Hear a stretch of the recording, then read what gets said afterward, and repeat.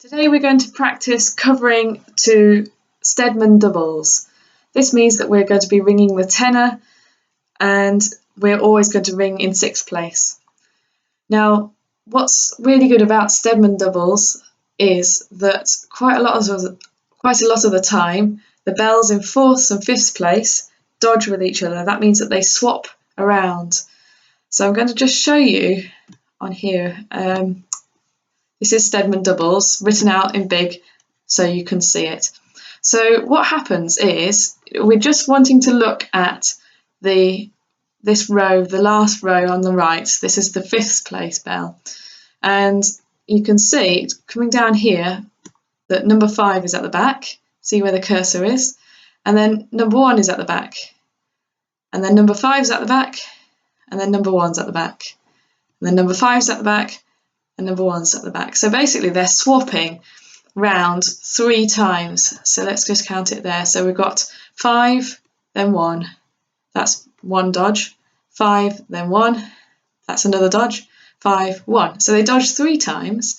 And then what happens is the 1 stays where it is, so you follow it twice.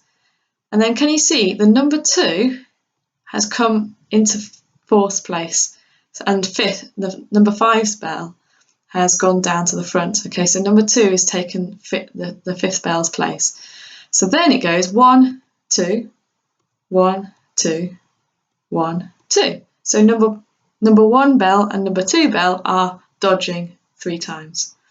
Then you can see that number 2 rings again in 5th place. And this time the 5 has come back and they're both dodging again. So it's 2, 5, 2, 5, 2, 5. So this can be probably summarised by this. So you have bell A, whichever one that is, and that dodges with B. And it dodges 3 times. So it's A, B, A, B, A, B. That's the order that you follow the bells. So let's say A was 4 and B was 2. So you'd follow 4, then 2, then 4, then 2, then 4, then 2. And then the B bell, or number 2 in this case, would stay in 5th place, and then another bell would take the place of the letter A. Okay, so it's number C. So we had 4 and 2 dodging with each other here, and here we might have 2 and 3. That's just an example.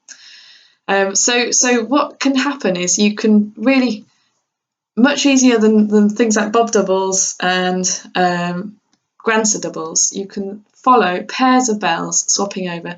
And it doesn't really matter if you don't find both bells. Let's say if you followed bell number A, letter A, and you couldn't find the bell that was supposed to be B, you'd still follow A and you'll be just nearly in the right place. And that gives you time to then look around and see who that bell is dodging with. And it's quite nice when you're in a tower because they will be probably looking at each other. So you can then see who letter A is looking at, and hopefully that will be bell B.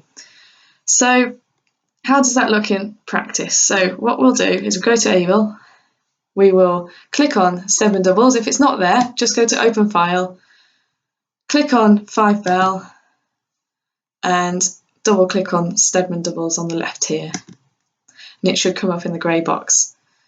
We're going to increase the peel time to 5 hours, so it's really slow, so we can hopefully find our bells and our pairs of bells that are going to be dodging. We're going to go to 5 bells because we're not actually going to ring, we're going to just watch.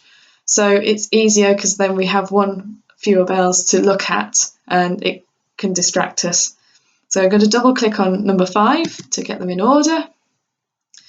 And what happens at the beginning of Stedman is that the 2 bells at the back, which are 4 and 5 at the moment, they only dodge once. That's the only irregularity. So if you can see from the diagram, go up to the top. Okay, 5, 4, 5. So the 5 and the 4 only dodge once, and then the 5th stays where it is at the back. So if you just remember that, the first pair of bells that you'll start off with will only dodge once, and then it starts with the pattern. So 5-1, 5-1, 5-1. So we're going to start, and I will pause the video and just mention which pairs of bells are dodging, so that you can see which ones are supposed to be close together. So hopefully you'll be able to see the sallies and how close they are to each other.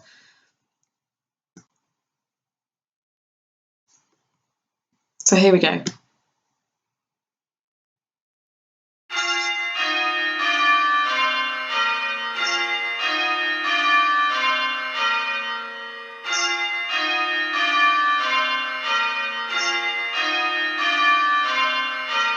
So 4 and 5 are next to each other. 5 is following 4 at the moment, so we know that those two bells are going to be dodging once first. Go. Stedman.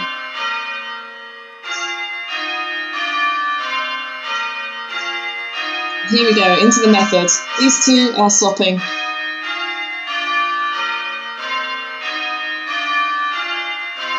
And 5 stays back behind. Number 5 and number 1 are dodging. So the 5 will pull off first, and the 1 will follow, and then the 1 will pull off first, and the 5 will follow.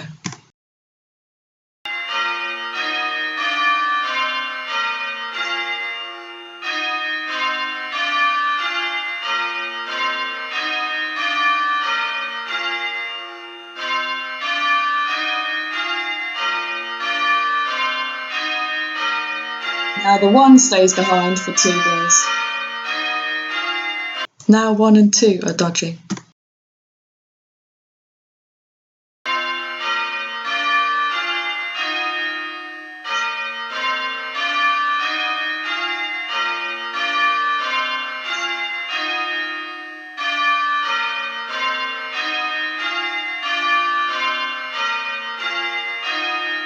Now the 2 stays behind for 2 blows. 2 and 5 are now dodging.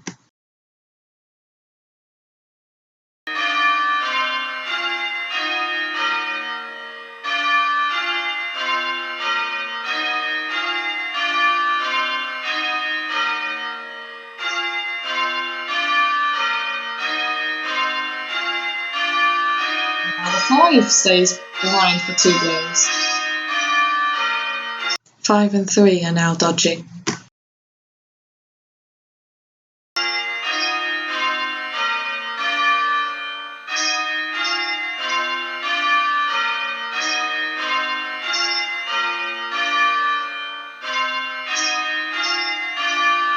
Now the 3 stays behind for 2 blows. 3 and 2 are now dodging.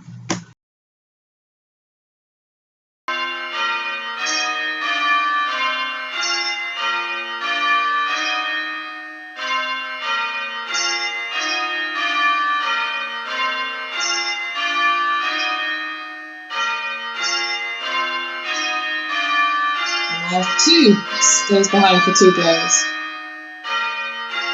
2 and 4 are now dodging.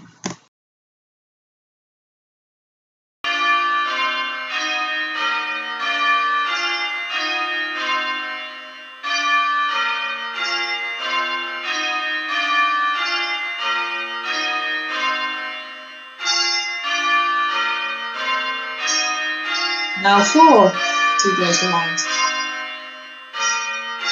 Now 4 and 3 are dodging.